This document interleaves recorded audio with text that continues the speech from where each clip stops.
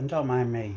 I was just finishing off the last touches of decorating when I heard through the TV that Keir Starmer, however popular he is beyond imagination, but he said he has faith in Andrew, and I felt as though my country is calling me to say one or two things which are pressing matters of utmost urgency. So number one, Richie Sunak is out of office this year, the next time they vote, because don't forget that he and Priti Patel tried to get us all to sign away our human rights the other year to come out of that convention or whatever. Now that's just going a step too far. I mean, banning cigars like Boris Johnson said, you know, Winston Churchill's party are now banning cigars. I think if people want to smoke, they should have their own freedom to do that. You know, and it is ridiculous that a 44-year-old being prosecuted for buying a 41-year-old a cigarette. It's ludicrous. So Rich Sunak, I think he's trying to get us to sell our human rights. I mean, I think he's coming at the angle where is if we leave that European Court of Human Rights, then we can send the immigrants back. Truth is, we aren't that tight. We aren't that horrible in this country. We open our doors whether there's a danger of them having to go work at the sweatshop back home or not. You know what I'm saying though, with all due respect.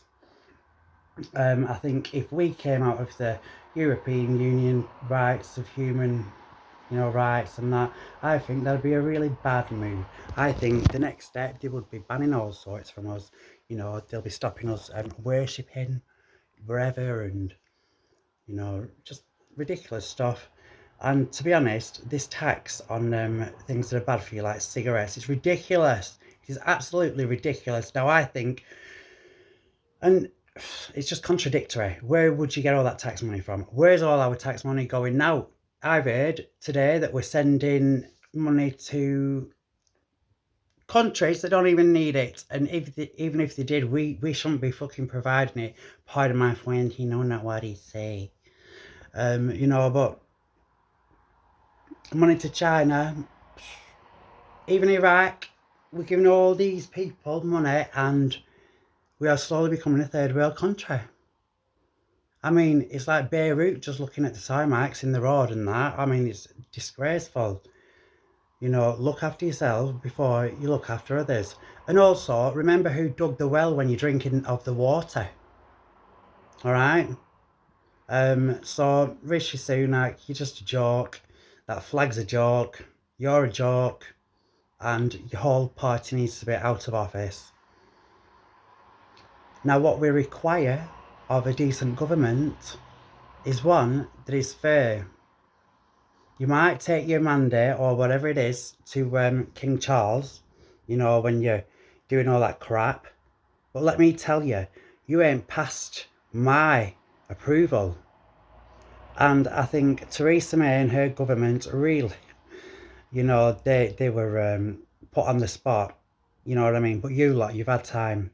You've had time, and I think you're all ridiculous. Even the local councils, they've all been granted millions upon millions of pounds for regeneration or whatever, and they are wasting it, filtering it back into their own pockets.